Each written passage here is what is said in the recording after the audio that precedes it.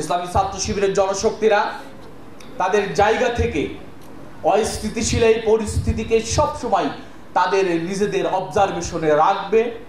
প্রয়োজনে যে কোনো সময় আহ্বান আসলে সেই বৈষম্য বিরোধী আন্দোলনে যেভাবে ইসলামী ছাত্র শিবিরের জনশক্তিরা একটি আহ্বানের মধ্য দিয়ে রাজপথে নেমেছিল, আবার যখনই আহ্বান আসবে সঙ্গে সঙ্গে সেই রাজপথে নেমে আসতে হবে, তার প্রস্তুতি আমাদের থাকতে হবে ইনশাআল্লাহ। আমরা জাতিকে নেতৃত্ব দিতে চাই, আমরা নেতৃত্ব দিতে চাই জাতিকে। ইসলামী ছাত্র শিবিরের জাতিকে নেতৃত্ব দেবে ইনশাআল্লাহ।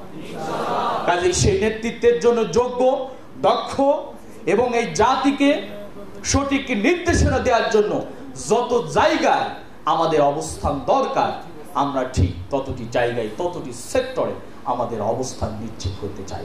আমাদের সেই প্রস্তুতি নিতে হবে।